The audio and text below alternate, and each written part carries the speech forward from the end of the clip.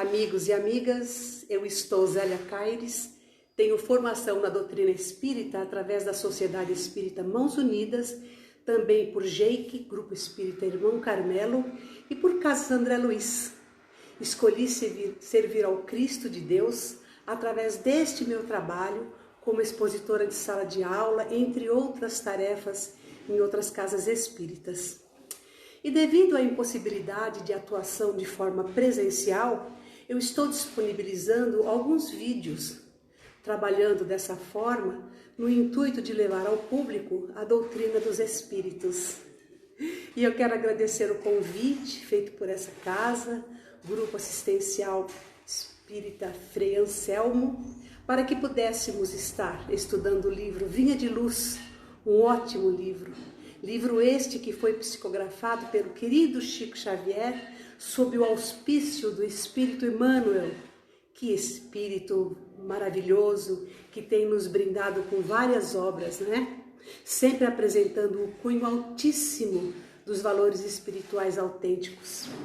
É com muita satisfação, pessoal, que eu me agrego a vocês nesse estudo edificante.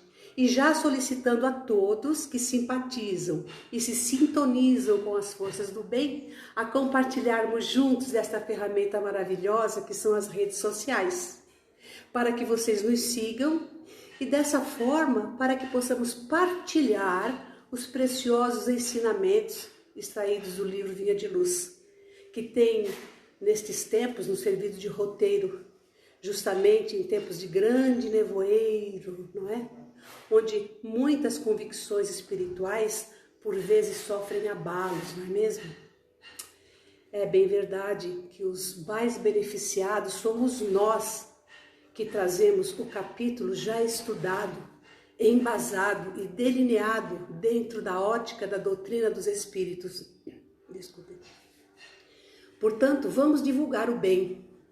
Então eu solicito a vocês que compartilhem através das redes, pelo YouTube, Grupo Assistencial Espírita Frei Anselmo, pelo Facebook, @Frei Anselmo, pelo Instagram, @Frei Anselmo, acessando também o nosso site, o site do grupo, para que vocês possam vir a conhecer melhor a nossa história, a nossa grade, os horários de atendimento, enfim, saber como nossa casa funciona.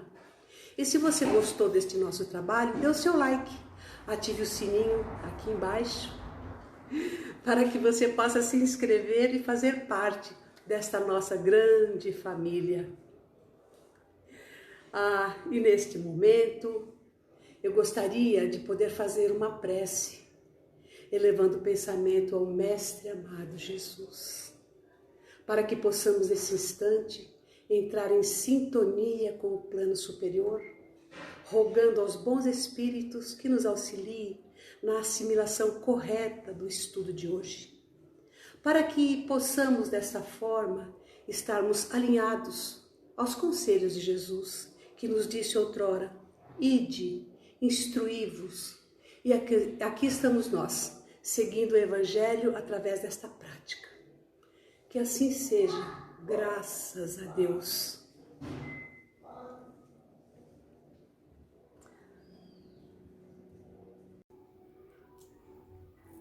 Bem, então vamos, portanto, iniciarmos o nosso estudo de hoje, que vai falar da lição 47 do livro Vinha de Luz, cujo título é O Povo e o Evangelho.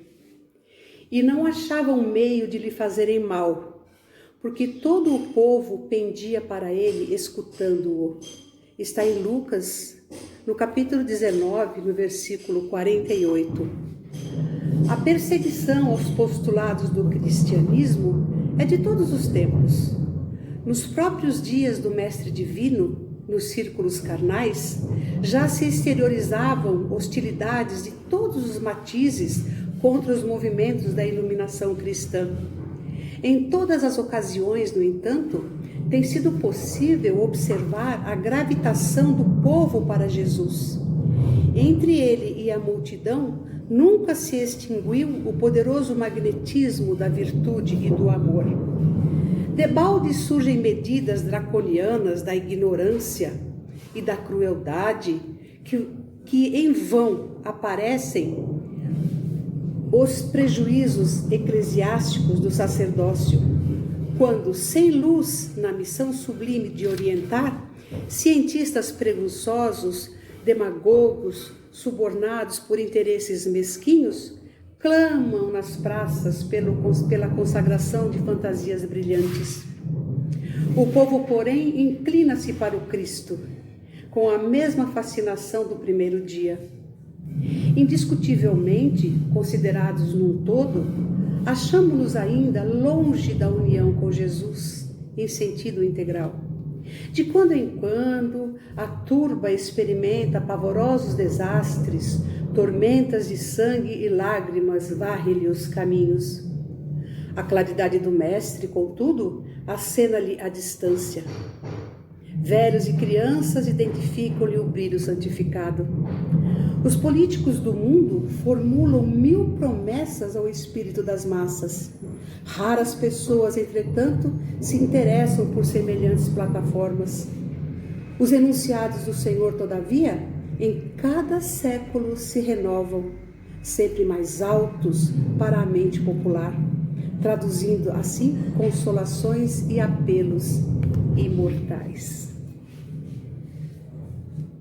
E depois desta leitura, vamos juntos explanarmos o tópico a tópico para a compreensão de todos, no entendimento desta lição.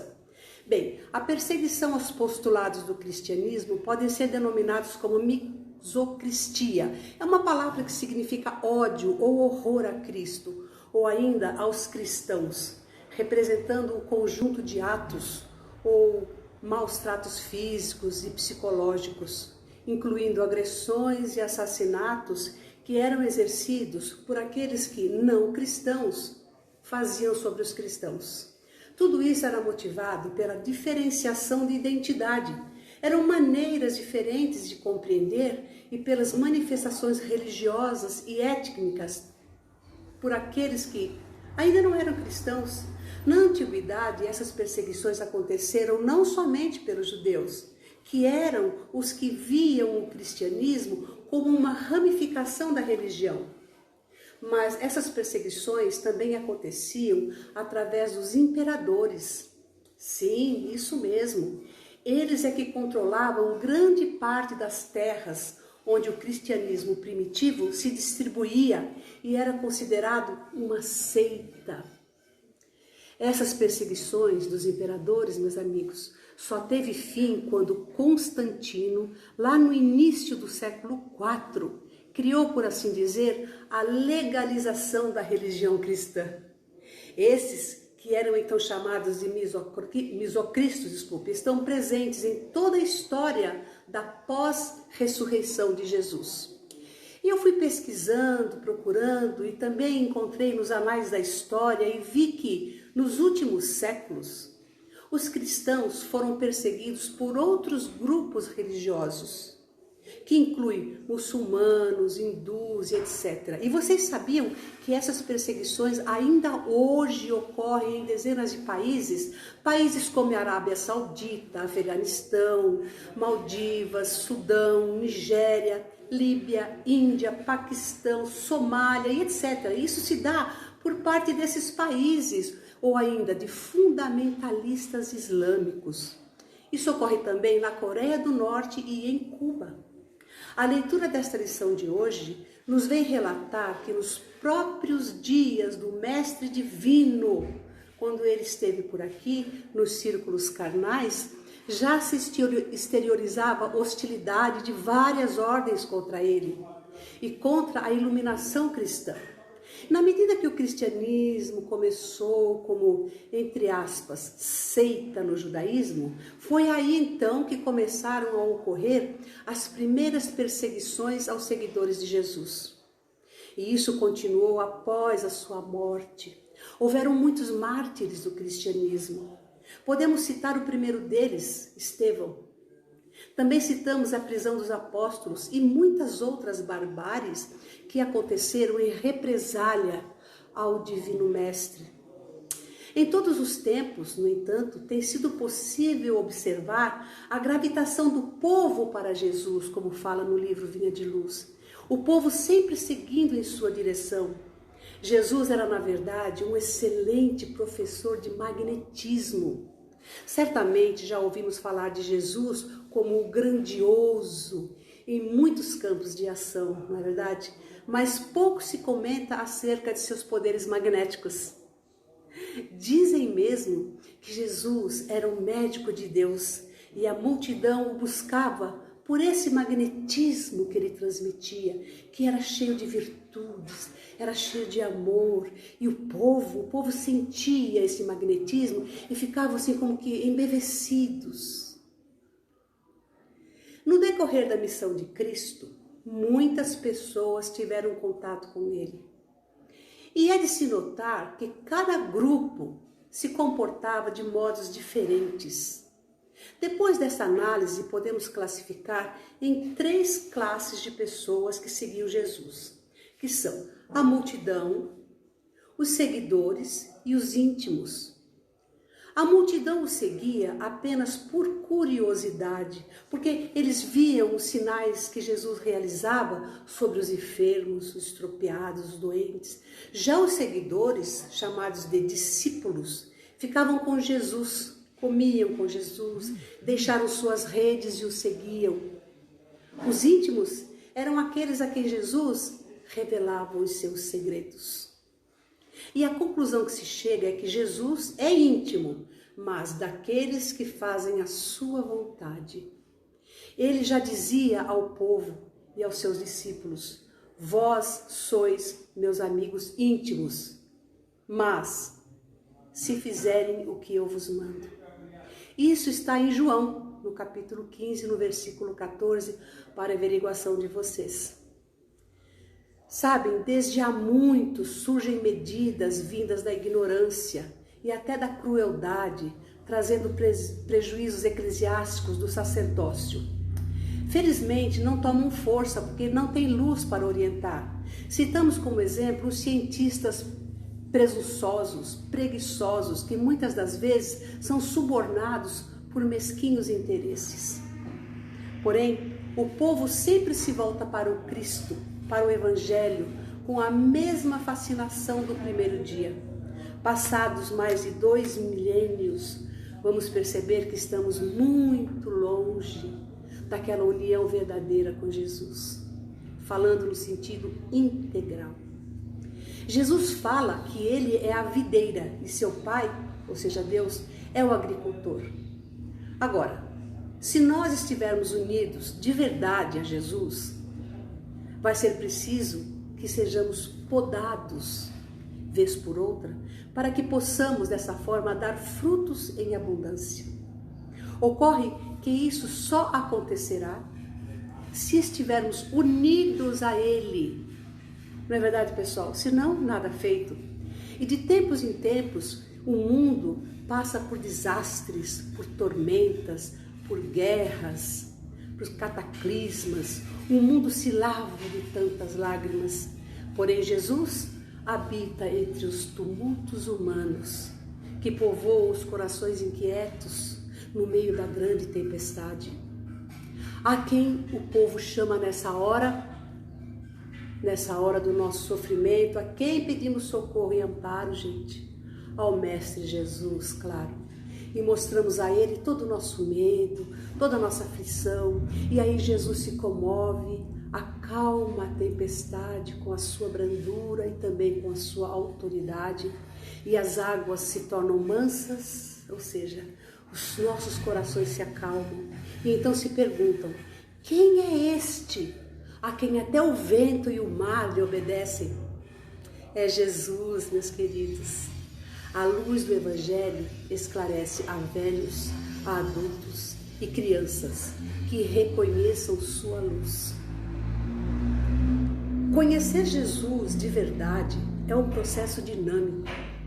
Não é só buscar informações sobre ele ou impressões bíblicas sobre o Filho de Deus, não. Conhecer Jesus e seu Evangelho implica em viver experiências na companhia íntima de Jesus, caminhando ao lado dele nos momentos de dor, de medo, de insegurança. Quem de nós não passa por esses momentos, não é mesmo? Meus amigos, nessas horas é preciso sentir Jesus no nosso dia a dia. E ainda lembrando que Ele não se torna, por conta disso, tão somente um amigo nosso, poderoso, no qual nós podemos obter vantagens e benefícios pessoais. Quem tem um amigo desse porte, não é assim? Ele é sim um companheiro, e detalhe, que só caminha ao lado daquele que Ele escolhe. Quem que Jesus escolhe? Jesus escolhe aquele que carrega o fardo mais pesado, aquele que abraçou o sofrimento, a humilhação e a dor para se manter fiel ao projeto de uma nova humanidade. Desde sempre, vemos os políticos do mundo abusando da credulidade do povo, fazendo promessas vãs, estimulando as massas a se interessarem por seus caprichos, por seus interesses, para que sigam seus apontamentos como se fossem cegos e estéreis zumbis. Todavia, os que ainda são muito novos e sem nenhuma experiência no caminho do Senhor, quem não conhece o Evangelho, digamos, facilmente pode se enganar e até se perderem. É preciso então que surja alguém que já tem luz e experiência, alguém que imite o Cristo e dessa maneira minimize as desastrosas consequências que acontecem na mente humana. Os espíritas somos nós, precisamos trabalhar. Os enunciados do Senhor estão sempre se renovando cada vez mais alto, trazendo consolação a todos aqueles que buscam as verdades imortais. Bem, vamos finalizando esta explanação, lembrando que o Cristo foi e sempre será para nós outros o código de ética, o norte apontando o farol do seu evangelho abençoado, como se fora, como é, o maior legado de amor que ele nos ofertou quando ele disse um dia: eu não vos deixarei órfãos, e nos enviou o Consolador prometido, que nós espíritas consideramos como nossa doutrina espírita. Bem, seguindo a direção dos nossos finalmente, não se esqueçam de dar o joinha, de ativar o sininho aqui embaixo, para dessa forma nos ajudar na divulgação dos nossos canais. Allan Kardec, no Livro dos Espíritos, perguntou ao Espírito Verdade: qual a melhor maneira de propagar o Espiritismo? E a resposta foi: a sua divulgação. E é o que nós estamos fazendo. Então vamos agradecendo a Deus, aos mentores deste trabalho de luz e agradecendo também ao Frei Anselmo a grande oportunidade de termos participado deste estudo que tão bem faz a nossa alma e nos impulsiona cada vez mais a seguir o Mestre Nazareno, que enriquece a nossa jornada na prática do bem pelo próprio bem. Meus amigos, vamos assim dando graças a Deus, graças a Jesus. Muito obrigada a todos desta casa e a todos também que estão nos assistindo nesse instante. Muita paz, muita luz. Até uma próxima, pessoal. Fiquem com Deus.